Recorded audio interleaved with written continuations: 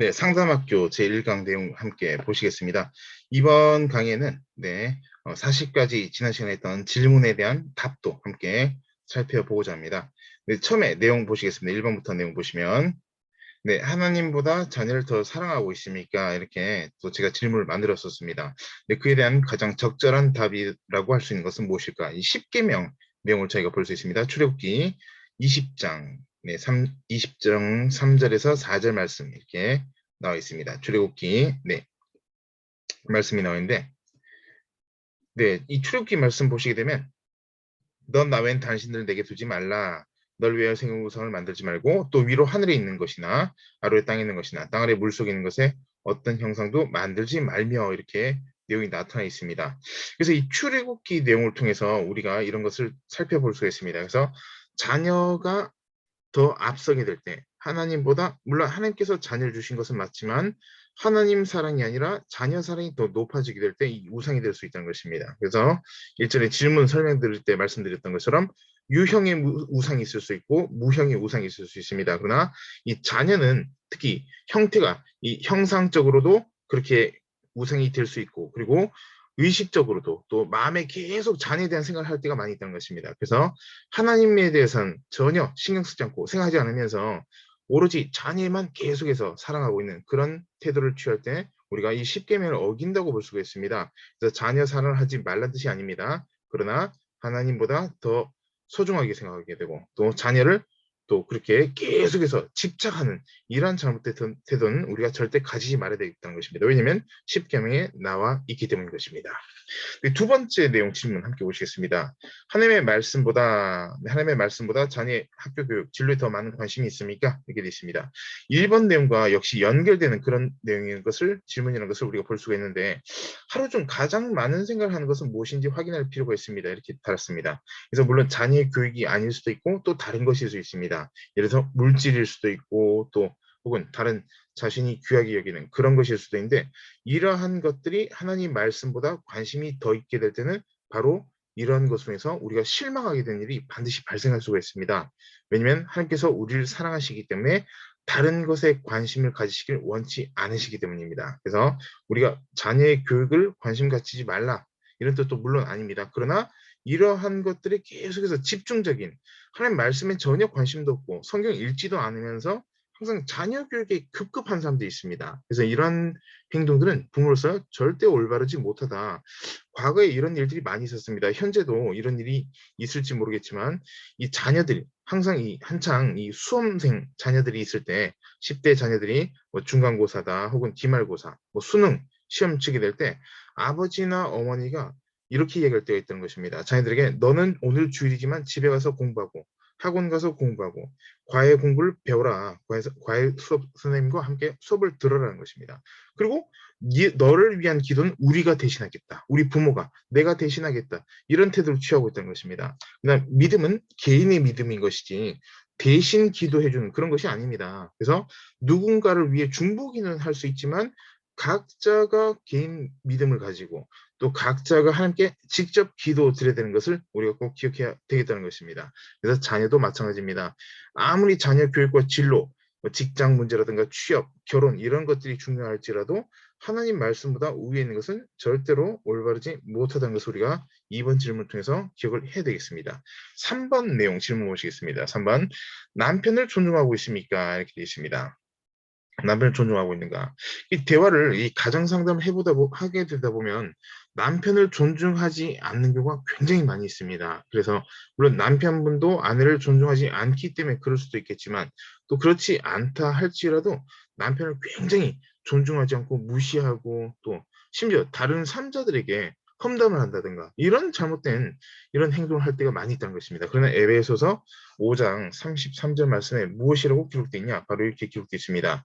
그러나 너희도 각각 자기 아내의 사랑하기를 자신과 같이 하고 이렇게 되어 있습니다. 아내를 사랑해야 됩니다. 아내를 사랑해야 되는데 그렇게 하지 못할 때가 많이 있다라는 것 우리가 볼 때 그래서 이런 것은 반드시 지켜야 될 말씀입니다. 남편을 존중하지 못할 경우에 남편이 먼저 아내의 사랑을 실천하는 자세를 가진 것이 중요하겠다는 것입니다. 반대로 4번 문제 질문 내용 보시면 이렇게 되어 있습니다. 아내를 존중하고 있습니까? 이렇게 되어 있습니다. 그래서 아내를 존중하지 않게 될 때 아내도 역시 남편을 존경하지 못할 때가 있습니다. 그러나 존경받지 못한다고 해서 남편을 무시하는 이런 태도 있을 수는 없다는 것입니다.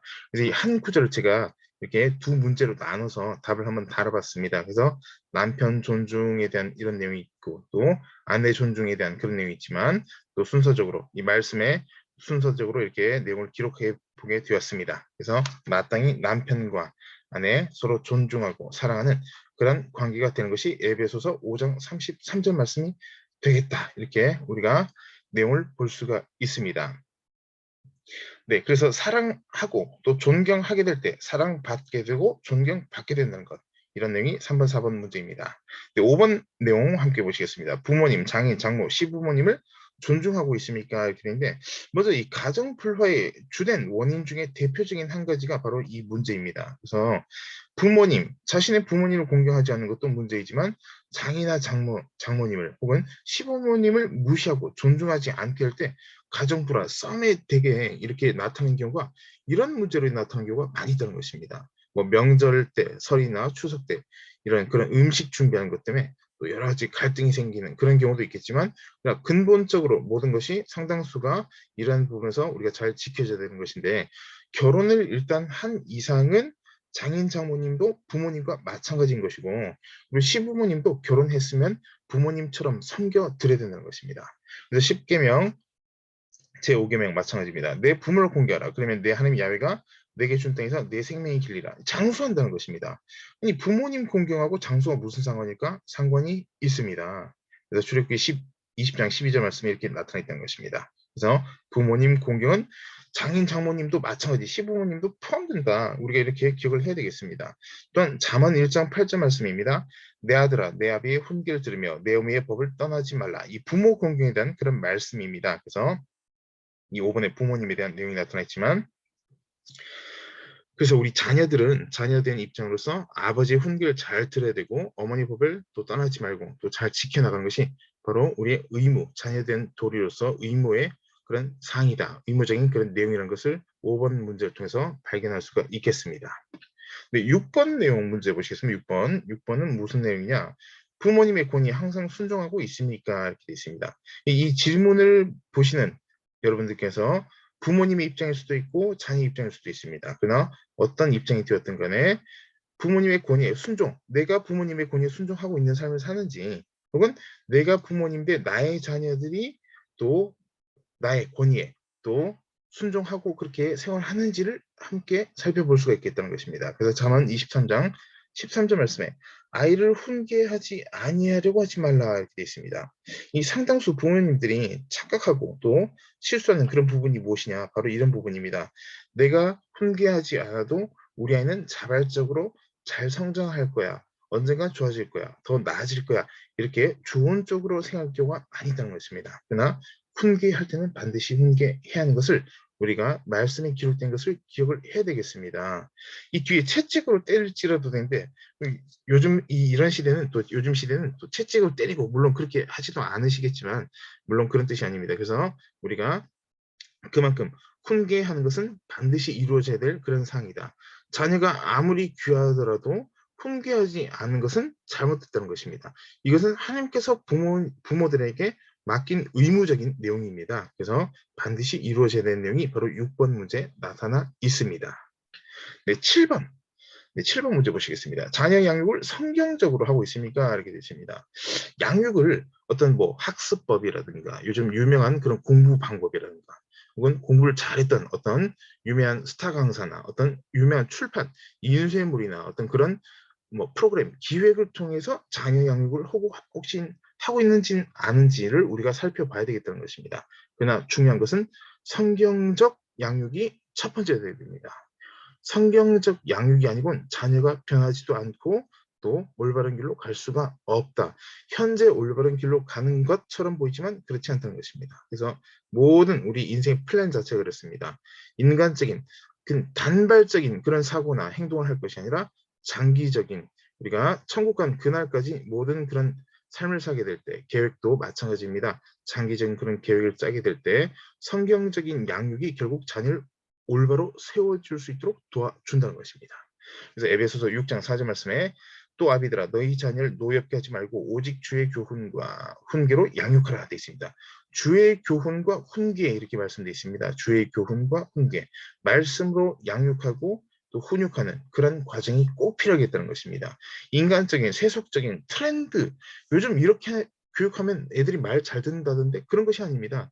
하나님 말씀으로 이루어진 훈계와 교훈이 있어야 되겠다.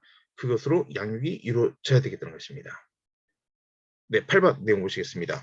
본인이나 자녀들이 매일 주일성수를 하고 있습니까? 매주, 네, 매주 주일성수를 하고 있습니까? 이렇게 되어 있는데 10계명 제4계명의 안식일 기억하여 거룩하게 지키라 출애굽기 20장 8절 말씀에 기록되어 있습니다.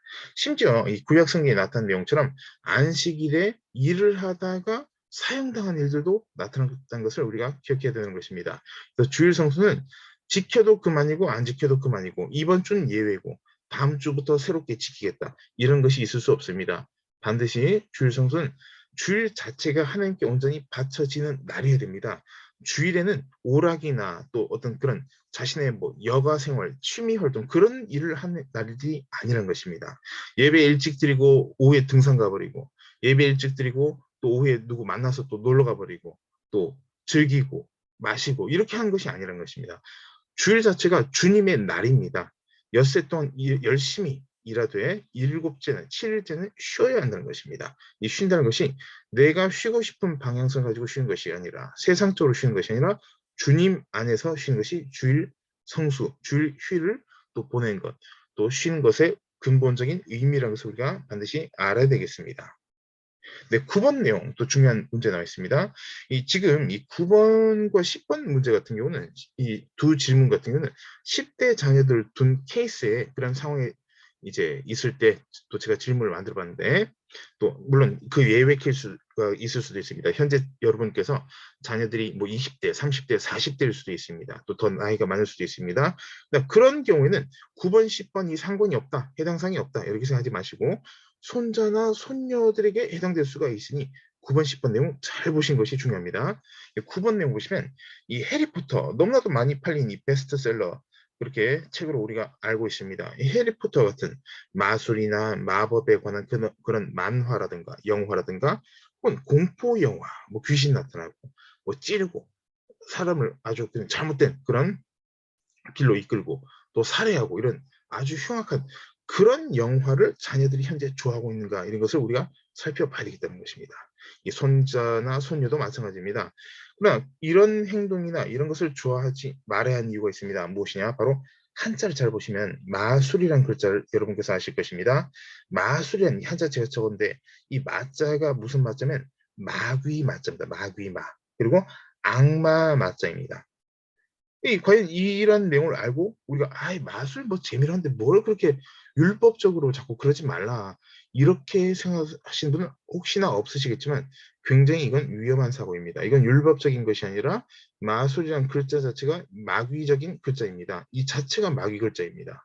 그래서 마귀 마자, 악마 마자입니다. 그리고 이 앞에서는 여기 마입니다. 마술 마, 이 글자. 이 글자의 부수가 무슨 부수냐면 귀신 귀자입니다. 여러분께서 만약에 못 믿으시겠으면 직접 찾아보시면 금방 발견할 수가 있습니다. 그래서 이 귀신 귀자, 아주 이 마귀적 그런 용어를 여전히 사람들은 쓰고 있다. 심지어 제가 몇몇 교회에서 내용을 본 적이 있었는데 교회에서 마술쇼나 마술 이런 것을 또 아이들 주일학교 부흥시키기 위해서 또 어른들에게도 도구로 활용하는 이런 말도 안 되는 그런 내용을 제가 또 그렇게 또 언론으로 또 혹은 또 기사나 이런 인터넷을 통해서 본 적이 있었습니다. 그래서 이 마술하는 사람이 아니 이거 하나 다 어쨌든 교회 부흥하는 것이고 또 주일학교 또 애들 즐겁게 하고 모이게 하기 위한 그런 것인데 참 이 나이 많으신 또 연로하신 그런 목사님, 장로님들이 참 답답하다. 이런 글을 제가 쓴 글을 본 적이 있었는데 참 무식한 글입니다. 글은 아주 정말 무지하기 때문에 그러니 이런 잘못된 생각이 있다 보니 그게 뭐가 대수냐, 뭐 그렇게 큰 잘못이냐. 그런데 지금 방금 내용 제가 한자 보여드렸지만 이런 글자를 한다면 그런 행위는 즉시 그치고 회개해야 됩니다. 회개. 회개해야 될 상황에 왜 그런 걸 가지고 자꾸 그러냐, 왜 못하게 그래서 마술 못하게 하냐 이런 어리석은 이런 죄를 짓지 말아야 되겠다는 것입니다. 그래서 보고 듣는 것으로 큰 영향을 받을 수밖에 없습니다. 어른도 마찬가지입니다. 그래서 우리가 너무 잘 아는 이 바라봄의 법칙이라는 표현이 있는 것처럼 좋은 것을 바라보고 듣게 되면 주님께로 인도받게 될 수밖에 없습니다. 신앙적인 것을 바라보고 듣게 될 때 하나님께로 인도받지만 반대로 마귀적인 이런 마술, 마법, 뭐 해리포터 이런 것을 보고 듣게 될 때 그쪽으로 끌려갈 수가 있다는 것입니다. 정신과 마음과 또 생각이, 눈이, 귀가 끌려가게 되는 것입니다. 그래서 해리포터, 말이 좋아서 해리포터 마법사, 뭐 요술 이런 표현을 썼는데 우리 한국식으로 그대로 적용하면 이건 뭐냐? 무당입니다. 무당. 신접한 자, 접신한 행위, 행동에 대한 그런 내용이 바로 이 소설로, 만화로, 영어로 만들어졌다는 것입니다. 그래서 우리가 그리스도인으로서 자녀를 두고 있는데 이 자녀들이 이런 것을 좋아하는지에 대해서 전혀 생각 없고 무분별하게 될 때 이런 것은 우리가 즉시로 고치고 또 이런 행위를 지금부터 다 끊어내고 이런 관련 물건도 다 제거해버려야 된다는 것입니다. 네, 10번 문제 내용 보시겠습니다. 네, 매년 10월 30일에 자녀들이 할로윈데이 파티에 참여하거나 이에 관련된 물건을 가지고 있습니까? 이렇게 문제가 나와 있습니다.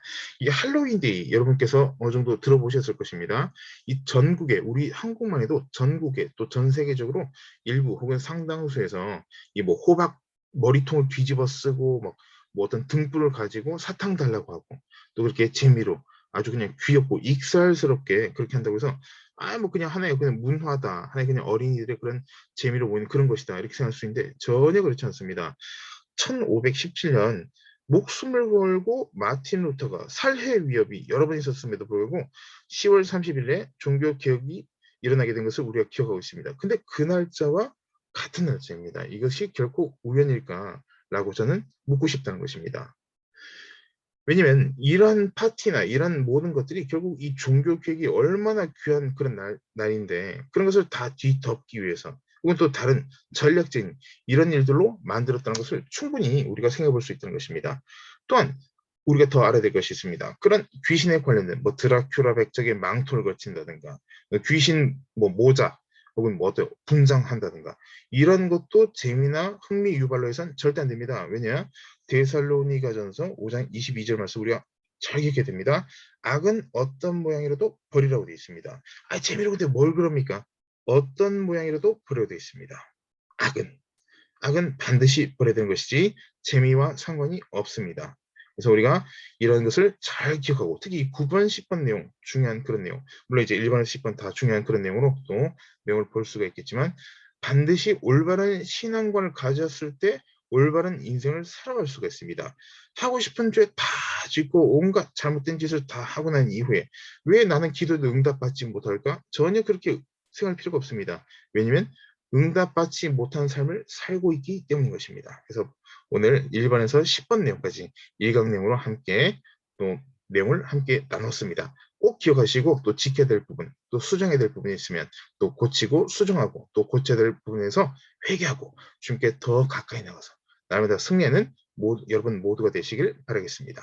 네, 1강 내용은 여기까지 또 함께 하시고 이후로 또 계속해서 2강 내용 함께 나누시겠습니다. 감사합니다.